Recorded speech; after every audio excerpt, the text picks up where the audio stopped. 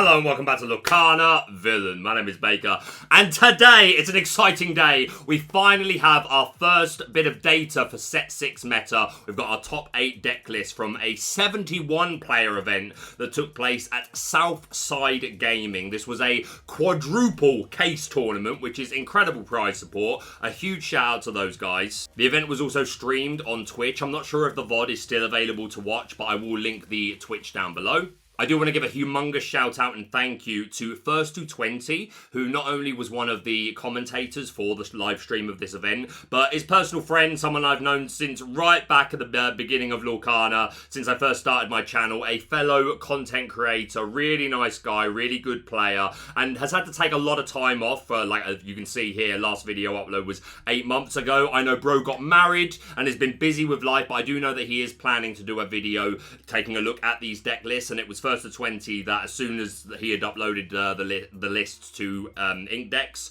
sent me a message with a link to it, knowing that I was keen to get my coverage video up. So I want to give a huge shout out to First to 20. His channel will be linked below. Please go and show him some support. He really deserves it. In this video, I'm also going to be giving away to one subscriber the brand new Stitch Collector's gift set. If you want more information about how you can enter that giveaway, stay tuned till the end. But yeah, super exciting to finally see some Set 6 data. Obviously, this is the format under which the Continental Championships will be played. So, super exciting. We're going to jump straight in. A shout out to the channel sponsor, Cardmarket. If you're looking for Lorcana singles at competitive rates, then check out Cardmarket. But let's look at some Azurite C deck lists. So you'll be very pleased to know we've got a great variety in deck lists here. We only have one repeat ink combination, and every other deck is completely different ink types. So let's start off with first place. We have Dylan with some Amethyst Steel, the super low to the ground deck. So I'm going to try and be a little bit beginner friendly.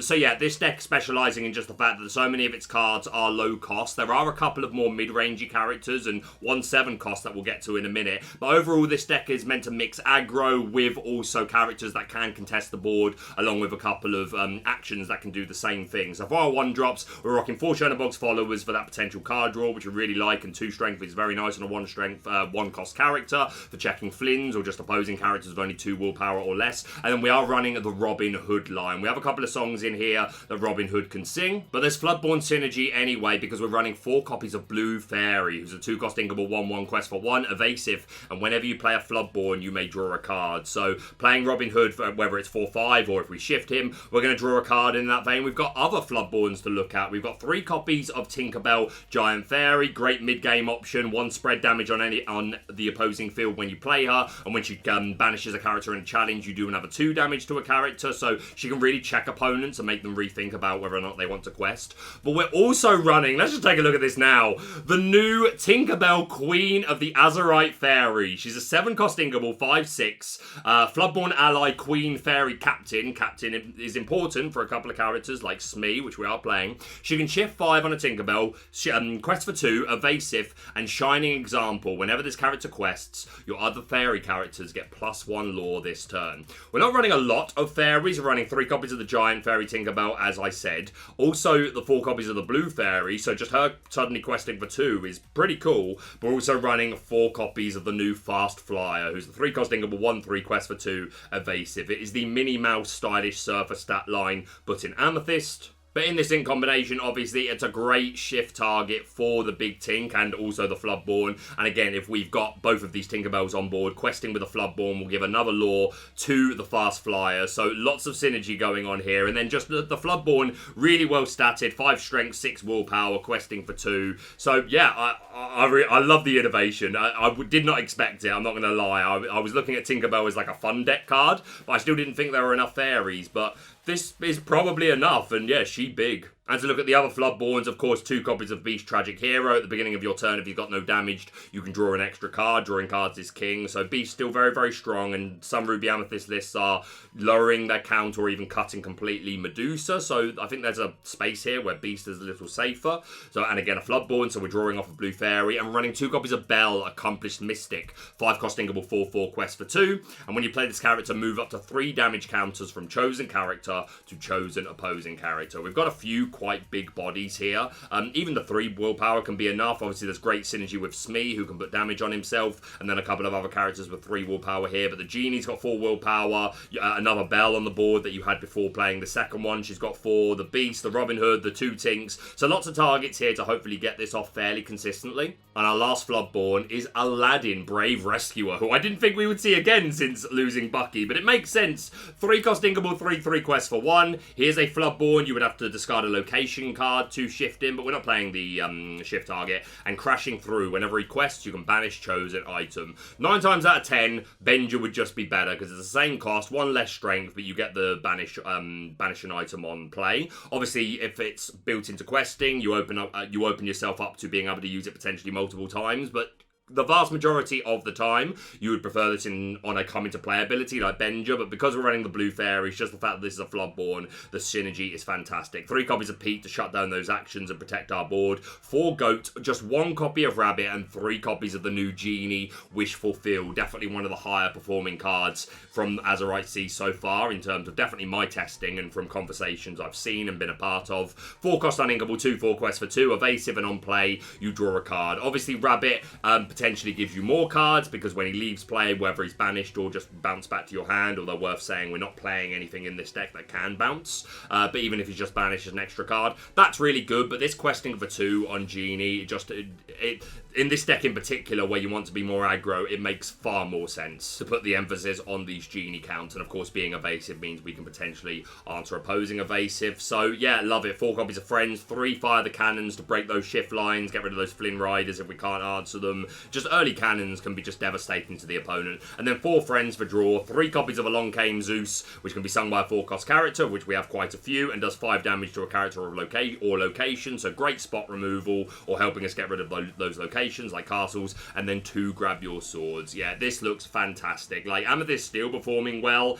is not a huge surprise. It's never really thought of in as a tier 1 deck, I don't think, but consistently pops up throughout competitive Lorcana is just, again, a very consistent, powerful deck. And yeah, these additions of the low-cost Tinkerbell, just for more grasping pressure. And yeah, I wonder if I think there's a lot to be said for this 3-cost Tinkerbell will become rather normalized in certain Amethyst decks. Will the Floodborn, do you think this is worth the extra inclusion? I think if you're running a Blue Fairy, then absolutely, for the extra lore gain that you can get from Shining Example. So yeah, super clean, super fun looking list. Let me know what you think of this down below, and congratulations to Dylan. Next up, we've got some Ruby Sapphire. No huge surprise, has been one of the best performing decks for a couple of sets now, and Hector leading it to a 2nd place finish. We are playing just 1 copy of Queen of Hearts, which can be a nice early aggro answer, or it can fix your maths going into certain locations alongside other characters. We are running 4 T-Po for that extra ramp. When you play him, you can put any card from your hand into your Inkwell face down and exerted, including uninkables. And we're also running 4 copies of the new Sailor, the Azurite C, 2-cost inkable action. This turn, well, you draw a card, that's the first thing you do, but then during the turn you can ink a 2nd time, but it does have to be inkable and you do have to reveal it. But this opens up some fantastic extra ways to just ramp early and in the late game, and the fact that it draws you an extra card is just fantastic. One of the best new cards in the set, 100%. Running a 3-3 Sisu line, still super strong. A lot of the new toys from Azurite C do fit this 2 strength or less mode, so Sisu I believe is going to be as powerful as ever. Of course, Tamatoa synergizing with our items, running 2 Ice Block to lower the cost of the strength of characters, which plays into cards like Brawl, Madame Medusa, and indeed the Sisu. 4 Port for the draw, 3 Fishbone Quill to be able to ramp higher and lower our hand count, which can be super relevant if we're against discard decks or against anything utilizing Clarabelle. Then that's an additional use for Fishbone Quill, of how it can synergize nicely, how it can benefit you nicely, sorry. And 1 copy of Greatstone Dragon so that we can also ramp in the late game, but fueled by our discard, so we don't have to empty our hand necessarily. And just one copy of the Lucky Dime, which can give you incredible late game reach. We're running 2 copies of Tala for the draw, of course the 4th Lavisham, one of the best draw engines in the game. 3 Maui to respond to characters, just 1 copy of Madame Medusa. See, there you go. Like, I think this is going to be, I don't know how long it will last, but I think the first couple of weeks is the lowest counts of Medusas that you're going to consistently see across the board. So if you were looking for a time to try and get away with some powerful free strength characters, maybe now is the time. 2 copies of Hideaway to get rid of opposing items such as those dimes to the Inkwell so that their Tamatoas can't bring them back, or to get rid of locations. 3 Maleficents for some board control. 1 Let It Go for some board control as well. 2 Be Prepared. Names on the tin. 2 copies of How Far I'll Go to help us ramp and filter through and find these key pieces like the Be Prep, the Sisu, the Dime, things like that. 4 Vision of the Future, which is just incredible deck search to find these key pieces. We are a combo deck. And the newest toy from Azurite Sea, 2 copies of the Maui Half Shark. 6 cost Inkable, 7/5. You big. Quest for 1, Evasive. Why? Why did he need Evasive as well? Whenever this character challenges another character, you may return an action card from your discard to your hands. It doesn't even have to banish them, just by challenging. And then wayfinding. Whenever you play an action, gain 1 lore. As you can see, we have a lot of actions to gain lore and potentially get back with Maui Shark. Getting back that early Sail the Azurite Sea, that Vision of the Future. Even if it's just Brawl to ink it or something like that, this is an incredible ability. We don't have any ways to give this rush, but this is just a board, like, it can't be ignored. If they put down the Maui, it's something that has to be answered, and I think it's what's contributing towards higher counts of targeted removal, like Hades. You're going to see some Dragon's Fire. I've been playing around with the Energy Blast in Ruby Amethyst, which I'm actually really not even just for the Maui Shark, but that's one thing that it can help against. So this a lot of the time is a must-answer threat, and if they can't answer it, maybe it stops them turning sideways, because you getting back a specific action from your discard could just be game-winning. So yeah, super good-looking list. I know not all Ruby Sapphire players are completely sold on the Half Shark unless you are building completely around it and playing things like Thievery, maybe the Vitalosphere to give it rush, things like that. But I think it's a perfectly reasonable card to just include a couple of copies of in Ruby Sapphire.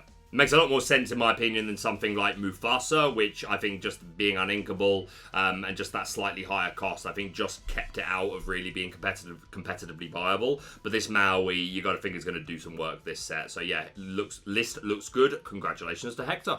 Right, going into top 4, we have the first of 2 Emerald Steel discard decks. So if you're newer to the game, this is kind of public enemy number 1. We have a 4/4 Diablo. The 1 cost when you play it, you can look at the opposing player's hand, and that information can be super important to tell you if you want to then shift your 3 cost uninkable Diablo, 2/2 Quest for 1, Evasive. You shift him by discarding an action, so you don't pay for it unless you're just playing a hard Diablo without shifting him. And then circle far and wide during each opponent's turn. Whenever they draw a card, while this character is exerted, you may draw a card. So the prime play really being turn 1 Diablo, scout the hand, and then at turn 2 you discard an action to shift your Diablo, and then perhaps you're singing Let the Storm Rage On or Strength of a Raging Fire with that Diablo. And you are playing the Hidden Cove and moving into the Cove, which can just be devastating to answer. Lots of discourse at the moment about Diablo in the game, and just its chokehold it seems to have on competitive deck building. But yeah, this is super strong. Heavy discard package. We've got 3 copies of Prince John, 3 Hypnotize, running 4 copies of the Ursa Deceiver of All, who can double sing songs like Double Sudden Chill or Double Storm, Double Strength, super strong. We've got 4 copies of We Don't Talk About Bruno for some board control, 4 copies of Beast for additional draw, 2 copies of Muses. Whenever you play a song, you bounce a character with 2 strength or less to that player's hand, which can work with your own characters and be super strong, but it just also get obviously for the opponent. If they are a deck with a lot of low strength characters, then you can just keep bouncing them back. So super good. 1 copy of Baboom to break those early shift lines, 4 Ursula to snipe away those songs that we don't want to see, like Whole New World or Be Prepared. 2 copies of Ana on play. You can pay an extra 2 to choose one of the following abilities: either banish a chosen damaged character, which is nice removal. You can give +2 to strength to a chosen character, or your opponent discards a card, which obviously also synergizes with the Prince John, along with all of our other discard stuff. 2 copies of Tinkerbell for a bit of mid-range ball control. 3 copies of that Pete to shut down actions. 3 copies of Morph, who can shift into so many of these characters. The Diablo, obviously, but one of the best targets for it being the Tragic Hero Beast, but of course the Tinkerbell. And then the new toy from Azurite Sea, we have Go-Go Tamago, who I think is going to be an absolute slayer this format. 2 cost Ingable, 2/2, Quest for 1, Evasive, and Stop Whining, Woman Up. When you play this character, you may pay 2 to gain lore equal to the damage on chosen opposing character. You're going to see so many top level games ended by this card single-handedly. Any deck which is using characters with a lot of willpower. Things like Tamatoa, anything that uses a Maui. Maui, I think, is like public enemy number 1 for Go-Go here. Anything with high willpower is just so vulnerable. You make what you think is a favourable trade, taking 3, 4, maybe 5 damage, and this coming down can just, that is humongous reach, the lore gain that you can get from this. And yeah, I bring up Maui, that's already something now if you're against a green deck. Like, so many times it would be an instinct to, like, play Maui, go into something, take 3 or 4 damage, or even into a location, and then it's at least exerted, so they could maybe challenge your Maui, put some damage on it with Tinkerbell or something, and then play, even if they're taking themselves out, if they're then playing Go-Go and winning the game, who cares? So this is a card that is going to fundamentally change the way we play the game against green, because this reach is just amazing. So yeah, typical green steel Diablo Prince John discard things, but with this ticking time bomb of Go-Go to Margot. But yeah, looks super, super good. Congratulations to Colby. And our other green steel deck that we have in top 8, we have Kamal here. A lot of the same suspects. We see that Diablo line, the Morphs, the Beasts, the Muses, the Peats, the Ursula engine, exact same songs. We're running only 2 Cove, which is 1 less than the previous deck. 3 Muses, so again, a lot of the same suspects. We're not seeing a Tinkerbell here, and there'll be something else missing. Instead, we're seeing 2 copies of the new Honey Lemon, 2 cost inkable 1/1 quest for 2, and when you play this character, you may pay 2 to have each opponent choose and discard a card. I also think this is one of the best new cards from the set. Just this forced discard on turn 4, like on curve after playing British John on 3, is really good. Questing for 2 is really good, and again, if you don't need the discard, if you've already emptied their hand, or it's just preferable for you to just extend with a lot of high questing characters, paying just 2 for these is amazing. And a new toy from Azurite C, we're seeing 2 copies of Calhoun Marine Sergeant.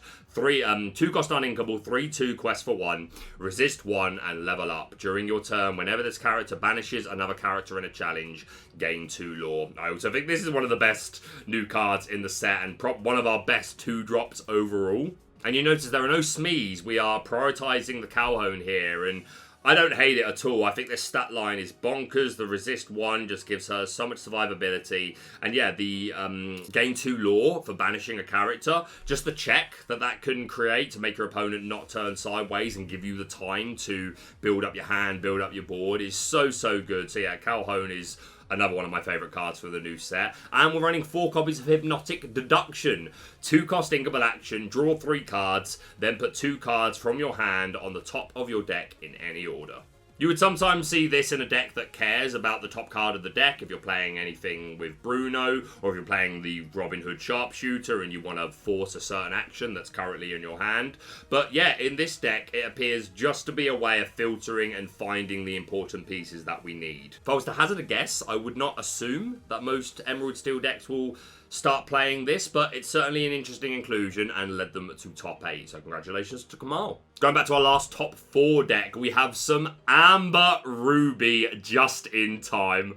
The absolute spice. So, couple of new toys, the main one being the new Simba Pride Protector. 5 cost uninkable, 4/4, quest for 2, shift 3, and understand the balance. At the end of your turn, if this character is exerted, you may ready your other characters. So really nice aggro tool, and just a protection tool. I think the assumption is that you would play this with aggro, and that's very much the case here with this super low to the ground build. We've got plenty of shift targets. We're running 3 copies of the 2 cost inkable 2/3 Bodyguard Simba, and 3 copies of the Ruby 2 cost uninkable 1/1 quest for 3 Simba. So yeah, lots of shift targets, and the Bodyguard has used it in and of itself to protect our aggro characters, and this Simba questing for 3 is huge. 4 copies of Kida, filling what was her original purpose in Lorcana really before we got Under the Sea, which was just to give you a free questing turn essentially. If you've got a bunch of bodies on the board and your opponent started to build up a bit of board presence, you throw down this Kida, everything on board gets -3 strength, meaning that hopefully your characters are going to get a free questing turn. Of course, if they're able to play anything with Rush, then of course that will keep its original strength and they can still contest your board, but Kida does a lot of work and she quests for 2, super nice. We've got 4 Maui here as another way of contesting the board, and yeah, 4 copies of this just in time. 3 cost uninkable. You may play a character with cost 5 or less for free. So turn 3 Maui to draw onto the board if we really need to early, or this Simba Orchida, which could be super strong. 4 copies of Brawl to interrupt important things like Diablo if it's not at Cove, Ariel, Piglet, Robin Hood, interrupt a shift line. Plenty of uses for Brawl, as we know. 3 copies of Vanellope von Schweetz, 4 cost uninkable, 3/3 quest for 2, Rush and Pixlexia. When you play her, she gains evasive at the start of your next turn, so she is a surefire answer to Diablo at Cove, out of nowhere, coming in like Randy Orton and getting rid of that bird. And then, of course, just questing for 2 is great in and of itself. 3 copies of Goofy with those super peanut powers. When you challenge a character, you just gain 2 lore, and with the 4 willpower, good odds to actually survive it and make them then have to deal with that Goofy on a subsequent turn, or if they can't, maybe get more use out of it. 4 Rapunzel is our one and only draw engine. When you play her, remove up to 3 damage from one of your chosen characters and draw a card for each 1 damage removed this way. Super strong. You can draw so many cards off of this, and 1/5 quest for 2 is a great stat line. 4 copies of Sisu Emboldened Warrior, who gets an extra strength for each card in the opponent's hand, which can get obviously quite high if your opponent is drawing a lot of cards. And then 1/4 is the standard stat line in questing for 2. She's just super aggressive and she can test the board really well. 3 copies of Mother Gothel, who enters play with 3 damage, so she sets up your Rapunzel plays really nicely. And again, even if it's not for Rapunzel, she's a 2-cost character that hits 4/3, which is really nice. And then the aggro, 3 copies of Piglet Pooh Pirate Captain, who if you've got 2 or more other characters in play, he gets +2 lore, so questing for 3 is pretty good. 4 copies of Kida, the 1-cost, so we do actually have, I missed this originally, we do have the option to shift into this Floodborn Kida, so that's pretty cool. 4 copies of Daisy Duck, who's a 1/4 quest for 2, and when she quests, your opponent looks at the top card of their deck. If it's a character, they can add it to their hand, which can help them, but just the gas that this provides early game, Daisy gas, mate. And then we've got 2 copies of the Lilo Making a Wish, who's just a 1-cost uninkable 1/1 quest for 2, just nice and aggro. And then the new toy Lilo Escape Artist, 2-cost inkable 1/2 quest for 2, and at the start of your turn, if it's in your discard, you may play her. She enters play exerted. Just to confirm, you have to choose if you want to trigger this ability before you draw. You can't draw and then say, okay, now I'm going to get back Lilo. In fact, if you've drawn, you've missed it. Which in league casual play, I'm sure your opponent may not have an issue with it, but in competitive play, if you draw the card, you've missed it. And do not be surprised if your opponent says, I'm sorry, you've missed your timing. Not if it's a competitive event.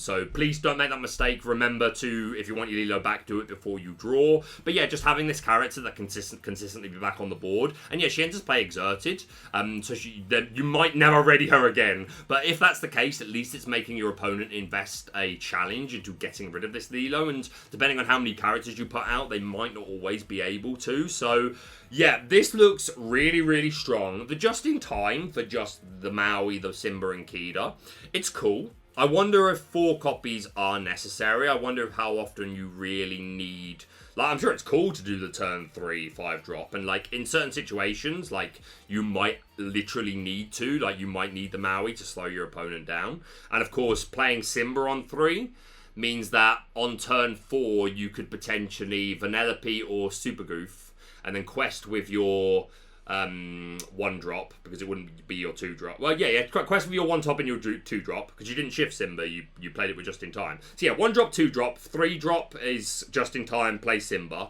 And then on 4, you can either Goofy or Vanellope, challenge, quest with your 1 and 2-drop, and then quest with your Simba and ready everything up. So that's pretty cool. Nonetheless, led them to 4th place, top 4 should I say, in a 71 person event, and you can see why. This just looks so fast and so aggressive, so huge congratulations to Monty. In top 8 we have our one and only Ruby Amethyst Control, and yeah, I think the worst kept secret in Lorcana is pretty out of the bag. Do you play Rabbit or do you play Genie? You play both.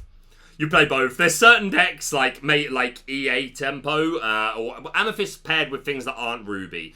There's sometimes a case to not playing the rabbits, and of course it also depends on whether or not you want to lead into snakes and foxes. Because the really cool thing about Ruby Amethyst now is that we have more ways of playing the deck. The foxes and the snakes, believe it or not, are actually not surefire things anymore. For this build of Ruby Amethyst, of course they are. But there are other really strong ways of playing Ruby Amethyst where you don't need them. And if you're not running them, then you would probably lean more into the Genie. I'm on 3-3 at the moment. That may end up being 4-4. I felt like 3-3 has been super strong, and I am playing snakes and foxes. But yeah, the rabbits obviously doing everything they did before and synergizing with these bounce cards, and this Genie gift just giving you the tempo that you want. If you go Genie and they respond with a rabbit, you're perfectly happy. Yeah, that rabbit represents an extra card and potentially more extra cards with bouncing. You don't care. You're questing for 2, you're out-tempoing, and you're going to have to make them respond with their own Medusas, Brawls, B-Preps, and things like that. The existence of Genie in Ruby Amethyst actually makes us feel a little bit better about our Brawls in general. But yeah, look at the rest of the list. We're running 4 Chernobog, 4 Broom, opting not to play the new 1-drop Diablo, which is very good, but we're not playing Crabs in here, so if you're not going to run Crab, I do think this is better. 4 copies of Flynn. We're keeping that Flynn Sisu engine. I've seen some Ruby Amethyst decks moving away from it. Let me assure you one thing, like, I will never move away from Flynn Sisu until, well, maybe I'll change my mind set 7 or beyond when we get new cards. As it stands, I'm not giving this up at all. I think it's as powerful as ever. Yeah, standard bounce package, but no Crabs. 4 copies of the Elsa with Rush and Evasive, and she exerts a character on play, which is still really, really strong. 4 Maui for board control. 2-2 split of the ladies. 4 Friends, 4 Brawl, 4 B-Prep. Super neat, super consistent looking. Just adding in those Genies, 4 copies, and yeah, I think this is a build of Ruby Amethyst that will do very, very well this format, but I think other builds will also perform well. But yeah, top 8 for Raymond, the only Ruby Amethyst in this top 8. Congratulations to them. Next up in top 8, we have some Blue Steel. I know there's going to be a lot of people very, very happy to see this performing well. And from what I understand among the top Blue Steel players, it seems early meta, it seems quite well positioned and has quite a few new toys. We are not a whole new world variant. We are a wheelless version. Don't want to risk that being taken by Ursula 2-drop. Don't want to risk fueling our opponent's hand, especially if they're red-blue. That can be pretty game-losing. Instead, we are relying on Flavisham, who is ever so reliable as a draw engine. He really can be enough on his own, but we are playing 3 copies of Chicha, 2 cost uninkable, 2/1, support, quest for 1, and the second time you ink during your turn, you may draw a card. So we are ramp, so we have lots of ways of inking an additional time, running 4 copies of Fishbone Quill. We're not playing Tipo, but we're running 2 copies of Sail the Azurite Sea. No Tipo, no Great Stone Dragon, but our new toy, 2 copies of Pleakley, 3 cost inkable, 3/4, quest for 1, and reporting for duty. When you play this character, put chosen character of yours into your inkwell, face down and exerted. I actually expected if we saw Pleakley, it would be alongside Tipo. You're probably not doing this on curve, because our only 1-drops are items, obviously the Forward Sphere and the Porpsicle. And if our 2-drop, if we want to get this Chicha ability off, then we need to play Chicha on 2. If we play Pleakley on 3, I'm assuming it works similar to other cards like Lyle. If you target your Chicha for the ability with Pleakley and he puts her in the inkwell, I imagine she still sees it and you draw the extra card. If anyone can confirm that for me, let me know. I'll try and find out myself. So I'm not sure whether or not that would trigger. Whether it does or not, you would probably not want to play Pleakley on 3. You want to play this later on, but again, preferably with a cheater on board so that you're getting that draw engine. So yeah, that's certainly interesting, but one of the best new additions is the Jim Hawkins line, which we're seeing 3/3. So we've got the 2-cost Ingable Stubborn Cabin Boy, 0/4, quest for 1. During your turn, whenever a card is put into your inkwell, this character gains Challenger 2 this turn. And the Floodborn is a 5-cost uninkable, 5/5, quest for 2, shift 3, and battle stations. When you play this character, you may deal 1 damage to chosen character or location. So it's worth mentioning, if you have Jim on the board, and his ink is dry, and you ink, he gets the Challenger 2. If you then shift into the Floodborn Jim Hawkins, that Jim Hawkins also has Challenger 2, so it's hitting for 7. Not to mention that just shifting or playing this Jim Hawkins, you do 1 damage to a character or location. So there is a potential of 8 damage up for grabs there from making this play, which is enough to take out nearly every single location. And I think every single significant character in meta. I think our bulkiest is Tamatoa. So that in itself is an incredible line. And again, not to mention, just if you ink multiple times, then you can give this Jim Hawkins Challenger 4. So play Jim on 2, on 3, we ink. gives Challenger 2, we play Fishbone, we ink again, he's Challenger 4, and suddenly that 4/4 stat line is super good, can take out the Sisu and Bolden Warrior, is a important interaction for sure, because of how weak this deck can be to Flynn. We are running 3 Fire the Cannons, which hopefully helps there, but if we miss them, then we do want other ways of getting around it, but again, just hitting a 4/4 is a great stat line, and if it's later on in the game, and you double ink with Baby Jim and then shift him, then that's your Jim Hawkins is challenging for 9 along with the 1 ping damage from Battle Station. So yeah, I really like this edition, and again, it's another card that the Blue Steel players that I know are really enjoying at the moment, so you'll love to see it. The other new toy is Pluto Guard Dog, 4-cost inkable, 1/5 quest for 1. Bodyguard and good boy, whether this character has no... You gotta say it like that, right? Am I mad? Like, I'll walk in and I'll be like in the grumpiest mood, and I'll be like, where's this and where's that? And my cat dog come up to me and be like, oh, you're a good boy. Oh, you're a good boy. Is it just me? Am I mad? I am mad, but let me know, is it just me? Nonetheless, while he's got no damage, he gets +4 strength. That's fantastic. We've already seen how good Lawrence is, the 3-cost, who is a 4/4 when he's got no damage. But the addition of Bodyguard here to protect just any cat, like if we're playing it on curve, then protecting these sort of things, maybe Chicha. Yeah, and the support on Chicha is worth bringing up. That can really fix maths. But protecting your Cogsworth, your Jim Hawkins, your Ariel, your Wreck-It Ralph, which we'll get to in a minute. I love this edition of Pluto. Super, super good. 2 copies of Pete to shut down those actions. Flavisham, as I mentioned, for the draw. 3 copies of Cogsworth. We're not a whole new world variant, but it doesn't matter. If you get out a couple of these Cogsworth, then it really upsets opposing maths for whether it's their Fire the Cannons, their Tinks, their Grab Your Swords, or just their challenging. Cogsworth is still as strong as ever. 4 copies of Big Tink for that board control. 4 Tamatara, of course, to work with these items, and we are playing 2 Lucky Dimes, so we have that reach available to us. 1 copy of Hades for some hard removal. 2 copies of Ariel, Treasure Collector, 6-cost uninkable, 3/4 quest for 3. Ward, so she's very hard to remove, and while you have more items in play than your opponent, this character gets +2 lore. So she needs to survive a turn, but if she does, assuming you've got your more items, then she's questing for 5, and if you've got Dime on board, then that's potentially 10 lore, and if you play Ariel along with Pete to take away the possibility of something like Be Prepared,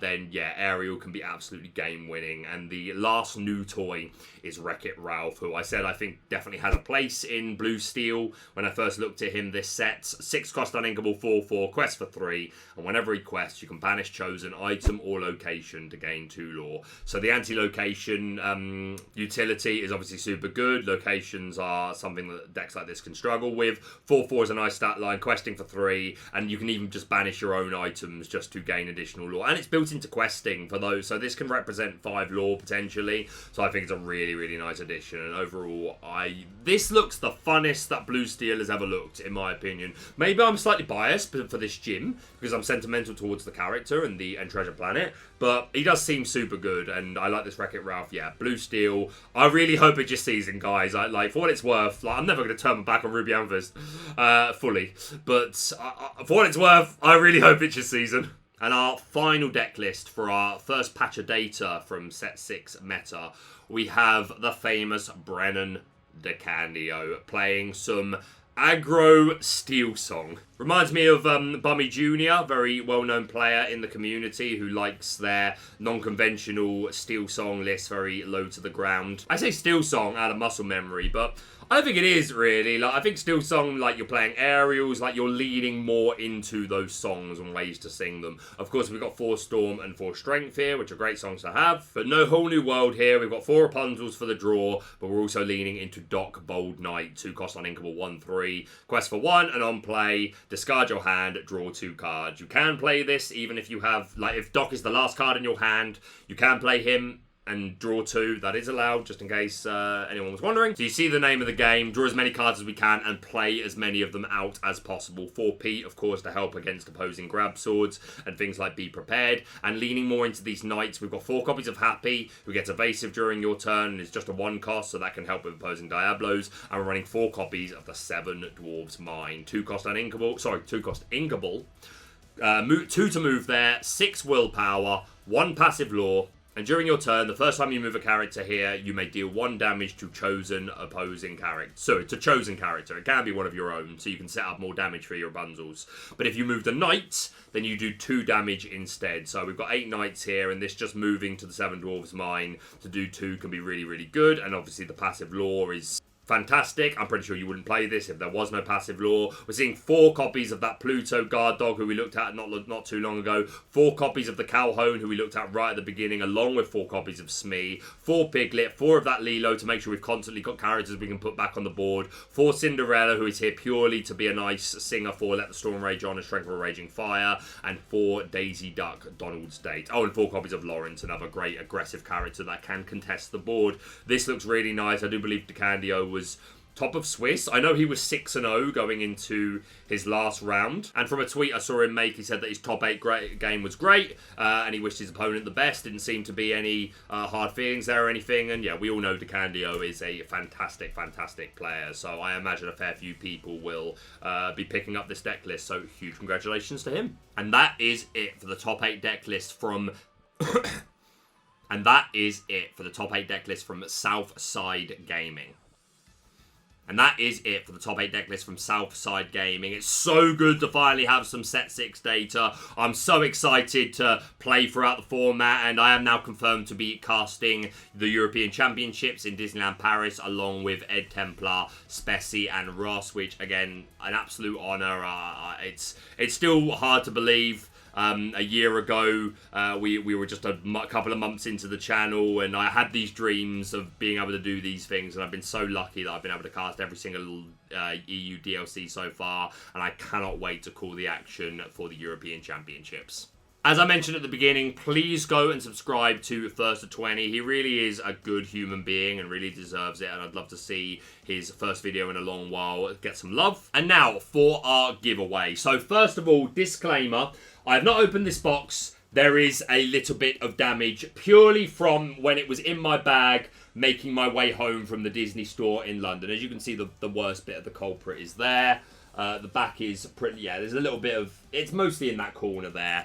Completely unintentional. I haven't opened it or anything. I truly apologise for that, but I am going to be giving it away. To be eligible to win this, you need to either be a member or a public subscriber. If you are neither of those things, you will not be eligible to enter this competition. I'm not making it exclusively for members, although there will come a point where I'll do member-only giveaways. But this can be for anyone. You just have to be publicly subscribed, and leave a comment down below.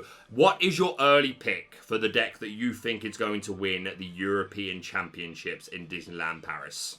Comment that down below, and again, either be a member or a public subscriber. The gift set comes with the Stitch promo, the Stitch binder, and 4 packs of Azurite C. But that's going to be it from me for now. Thank you so much for watching. If you're brand new to the channel, please subscribe for all things Lorcana. Hit that like button to show support, and we'll see you soon.